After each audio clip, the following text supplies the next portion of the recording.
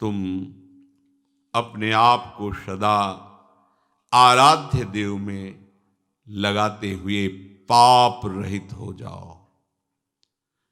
आराध्य देव में तो लगने की चेष्टा करते हैं, पर दूसरा शब्द जो है पाप रहित हो जाओ, उसमें हम ध्यान नहीं देते।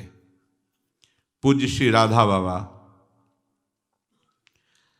आप तभी समझना कि आप आराध्य देव के भजन में प्रवेश पा गए हैं जब स्वप्न में भी आपको काम विकार न सताए।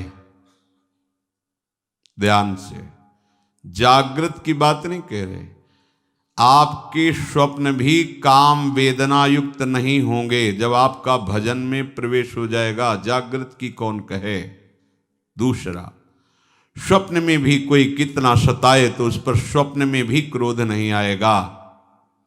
तीसरा, बड़े से बड़ा प्रलोभन प्राप्त होने पर स्वप्न में भी तुम्हारा वैराग्य सुरक्षित रहेगा। स्वप्न में भी तुम किसी लोभ प्रवृत्ति से डिगोगे नहीं, तब जानना कि भजन में प्रवेश हुआ है।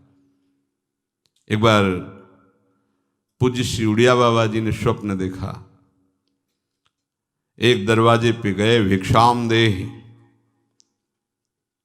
बहुत सुंदर नवयुवती स्वर्ण आभूषणों से अलंकृत स्वर्ण की थाल लिए और उसमें बड़े रत्न आदि।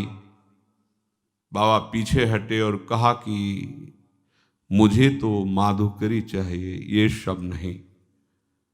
हटने लगे तो देखा कई घरों से ऐसी सुंदरियां निकलकर आसपास से घेर लिए।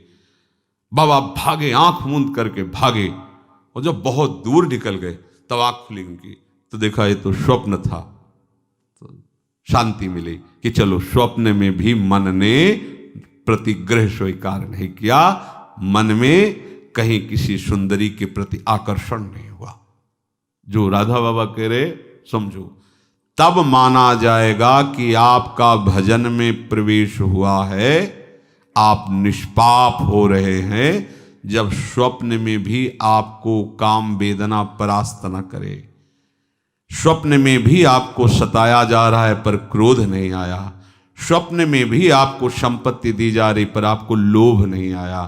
तब माना जाएगा कि भजन में प्रवेश हुआ है। समझो भजन क्या चीज है। जीवन आपका प्रभु के लिए है, इसलिए आप आत्म प्रवंचना मत करो। श्री कृष्ण के सौंदर्य के आगे साफ धूल धूसरित है, इसलिए किसी भी स्त्री पुरुष के सौंदर्य की तरफ मत देखो। पूज्य श्री राधा बाबा के वचन। ये मलिनता की गंध भी तुम में न रह जाएगी, तब तुम श्री कृष्ण की रूप माधुरी का पान कर पाओगे। कोई आकर्षण न रहने पाए, इसलिए संभालो। ये इधर उधर ताक झांक के तुम्हारा ही पतन कराने के लिए माया तुम्हारे नेत्रों में बैठ के कर रही। सावधान, कोई यहां देखने लायक नहीं है। अगर देखने लायक है तो प्रभु है। जनक जी की वाटिका में पुष्प संचय करने के लिए, गुरु सेवा के लिए प्रभु श्री राम लखन जी गए हुए थे। उधर जानकी जी गई थी देवी आराधना के लिए, तो एक सखी पुष्प लेने गई थी। उसने जे ही प्रभु को देखा, ऐसी प्रेम दशा उत्पन्न हुई, अश्रु प्रवाह, विकलता। भाग के आई जानकी जी और सखी, क्या हुआ तेरे को? बस वो कहती देखने योग्य है, देखा है, देखने योग्य है, बस। और कुछ नहीं बोल पा रही थी। कौन है? जानकी जी की सहेली महामहिम, वो विकल है, हम तुम तो जीव हैं। वो क्या कह रही? देखा है, देखने योग्य है, देखने योग्य। जानकी जी ने कहा क्या देखा है? तो कहती देखने योग्य। ओ अश्रु प्रवाह, चलो देखते हैं क्या है। श्री जानकी जी जब सखियों के सहित जीव ही कंकण और नूपुर की ध्वनि सुनी, प्रभु श्री राम का मन आकर्षित हुआ। लक्ष्मण जी से कहते हैं आज तक ऐसा नहीं हुआ। मेरा मन कोई आकर्षित कर ले, हमारे रघुवंश का स्वभाव है। ये ऐसा क्यों हो रहा मेरे मन में? ये सोच ही रहे थे कि लता ऐसे सखियां निवारे जानकी जी, जे ही राम जी की दृष्टि जानकी जी के मुख पर पड़ी तो माथे पे पसीना आ गया सरकार के। सोचो, ऐसे युगल मर्यादा पुरुषोत्तम और फिर महाप्रेम रस सिंधु युगल सी श्यामा श्याम, इनको देखने के सिवा और कुछ देखना है? किसको देखोगे? कोई देखने लायक है? अरे होश में रहो, समय बर्बाद मत करो। समझो, परमार्थ का भी ककहरा नहीं आता। यदि कोई तुम्हें अच्छा लगता है इस सृष्टि में तो अपने को साधु महात्मा परमार्थी मत समझना। अभी ककहरा नहीं आता परमार्थ का। पूज्य श्री राधा बाबा, हिमालय की तरह अचल होना चाहिए तुम्हें अपने धर्म में। तुम्हारी श्रद्धा प्रभु में अटल होनी चाहिए। ये चार बातें तुम में प्रकट होने लगेंगी जब तुम्हारी श्रद्धा प्रभु में अटल होगी। तुम अपने भागवत धर्म में अचल होगे तो ये चार बातें आ जाएंगी। पहला, सर्वत्र तुम्हें अपने प्रभु का अनुभव होने लगेगा। मेरे प्रभु हैं, यही है, शव में है, कण कण में है। ये वाणी का विषय नहीं, ये हृदय में उसको अनुभव होगा। है जब अनन्यता आ जाती तब अनुभव होने लगता है। अटल श्रद्धा विश्वास तब अनुभव होने लगता है। अमीर खुसरो जी एक नियम लिए हुए थे, अपने गुरु के सिवा किसी का स्पर्श न करना। उनको कोई स्पर्श करके चला जाए बात, वो अपनी तरफ से किसी को स्पर्श नहीं करते, केवल गुरु चरणों का स्पर्श। गुरु सेवारत और व्यापारी थे, हीरे जवाहरात के बड़े धनी थे। एक गरीब ब्राह्मण उनके गुरुदेव के पास इस भावना से जाता कि हमारी बेटी का ब्याह है, बाबा सिद्ध हैं, कुछ धन दिलवा देंगे किसी से। बाबा बेटी का ब्याह है, कुछ धन की आकांक्षा है, परसों आना चलो। फिर परसों आए, बाबा आपने कहा था परसों, पादुका ले जा जा पादुका। अब महात्मा का आदेश, पादुका उठाई। अब संत की पादुका तो सर पे रखी, पर सोच रहा था कि पादुका से क्या होगा, मुझे तो अर्थ चाहिए, भोजन खरीदना है, स्वागत के लिए व्यवस्था करनी है। बाबा ने पादुका दे के फुसला दिया, पर कुछ तो होगा, सिद्ध संत है, अगर पादुका दी कुछ तो होगा। सोचता ही जा रहा था। अमीर खुसरो को गंध आई सदगुरुदेव की, है आसपास सदगुरुदेव का कुछ है। ये देखो गुरुदेव की अनन्यता, मेरे सदगुरुदेव का कुछ है आसपास। बस ऐसे पागलों की तरह देखने तो देखा एक पादुका रखे आदमी। रुका, कहां से आ रहे हो? बताया मुख संत के गुरुदेव के पास से। ये गुरुदेव की पादुका है? हाँ। कितने हो भाग्य तुम्हें, गुरुदेव ने पादुका दी।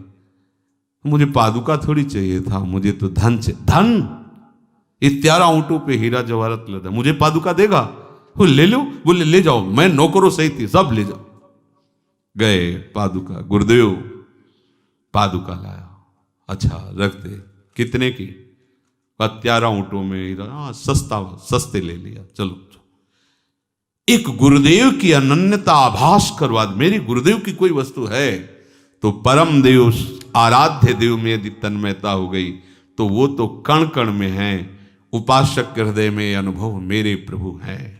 जैसे प्रहलाद जी को मेरे प्रभु हैं, यही हैं, मेरे पास हैं, उसको अनुभव में आता है। अगर दिखाई नहीं दे रहे तो फिर उनको शिकायत करता है, अब छुपा छुपी का खेल मत करो, मुझे आभास हो रहा है, हो यही हो, हटाओ ना ये पर्दा, हटाओ और बेपरद मेरे आंखों के सामने आओ। तुम हो, मुझे पता है हो। दूसरा, मेरे प्रभु सर्व सामर्थ्यशाली हैं, ये उसको हर क्षण रहता है। इसलिए ये मांगना, जांचना, चाह करना, छल कपट, चतुराई, क्रय विक्रय, बहुत बड़े धनी के दास हैं। बहुत, आप जानते नहीं, वेद नहीं जानते तो आप क्या जानोगे। हमारे स्वामी की महिमा को सही पूछो तो स्वामी भी पूर्ण रूप से नहीं जानते हैं।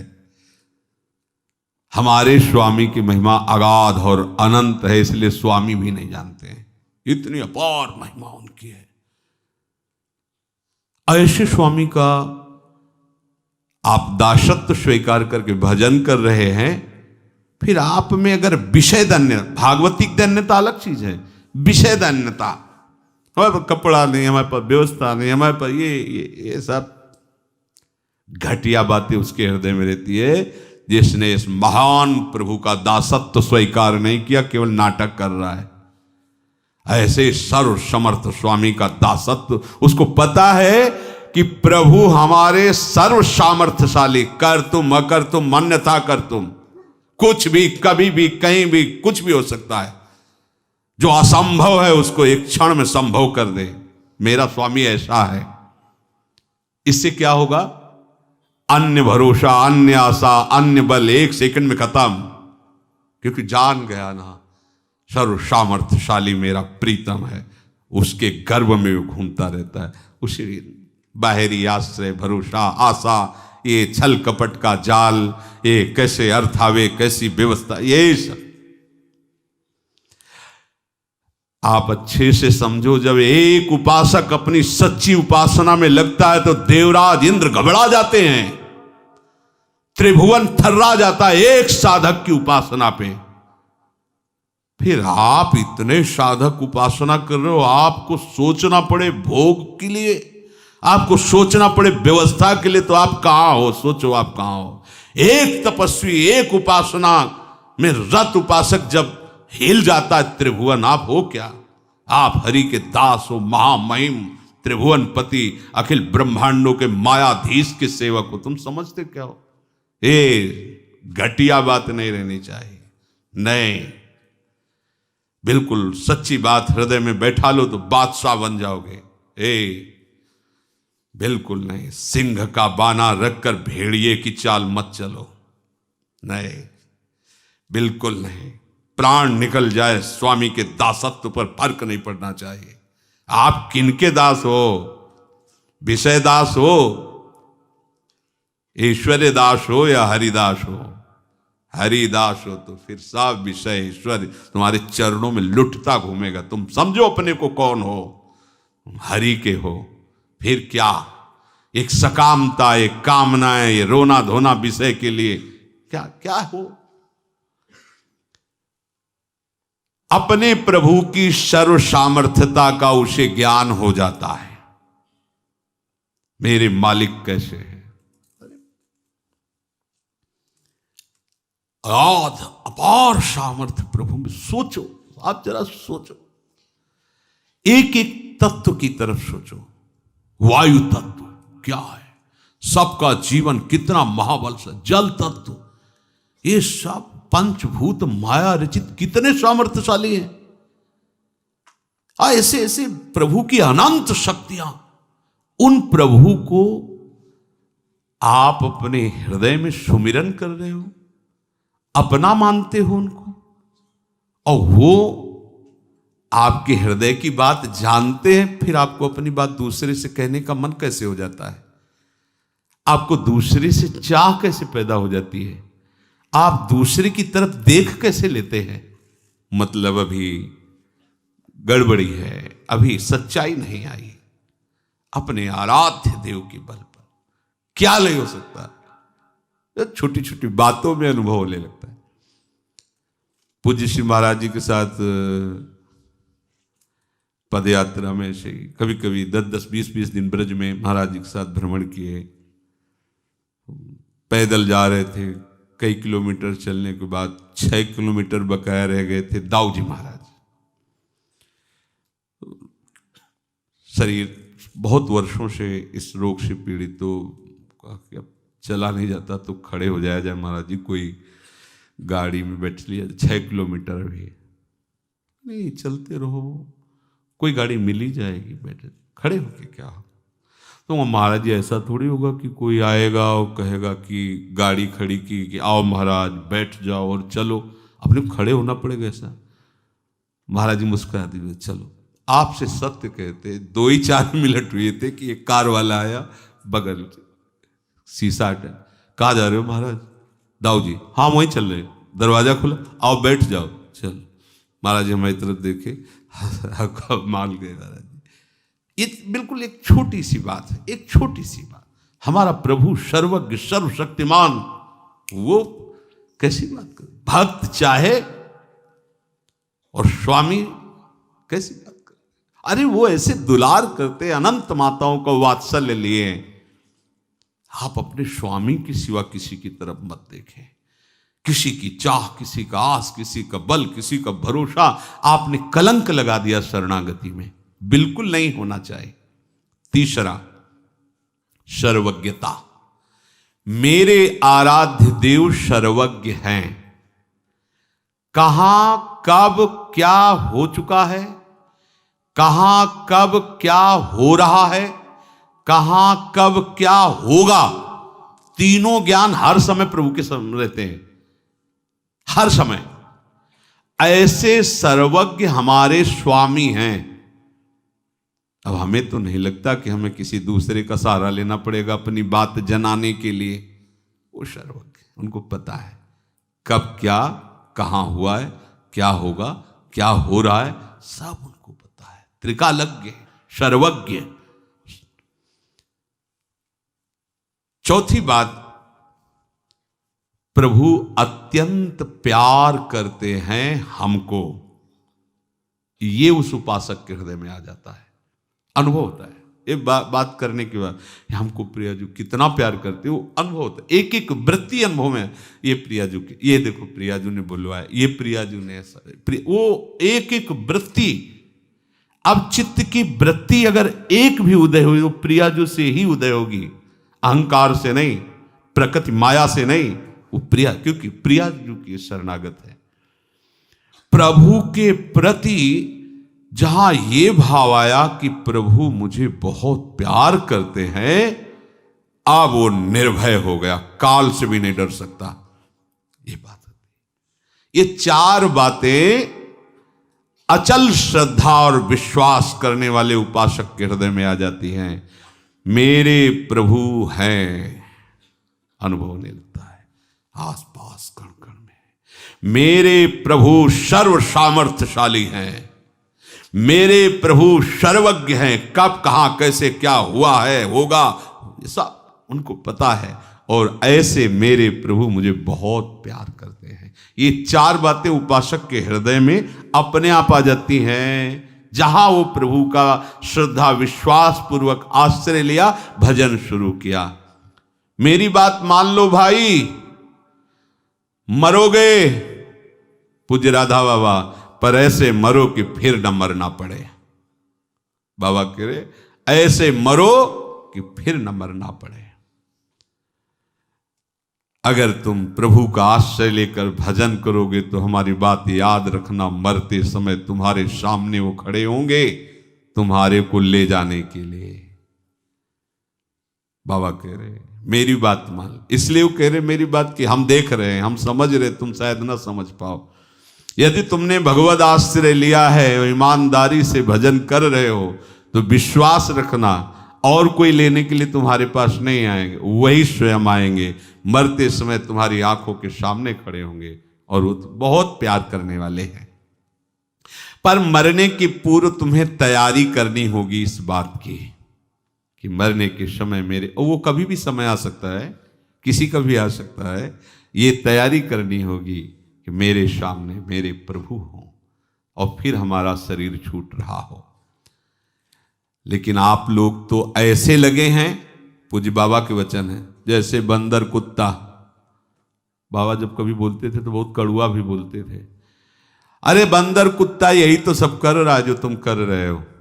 बच्चा पैदा करना, बच्चों को प्यार करना, उनको पोषित करना, सोना खाना पीना, यही तुम भी कर रहे हो।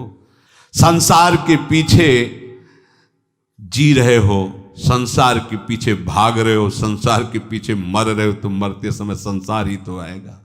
अगर प्रभु के लिए जियो, प्रभु के पीछे भागो, प्रभु के चिंतन में रहो, तो प्रभु अंतिम समय आ जाएंगे तुमको लेने के लिए। अगर हम किसी को ऐसा कहते तो हमारी तरफ ऐसा देखता है मानो फुसकार से हमें भस्म कर देगा। पूज्य राधा हुआ, जब हम किसी को कहते हैं ऐसा तो हमारी तरफ ऐसा दिखता है मानो भस्म कर देगा।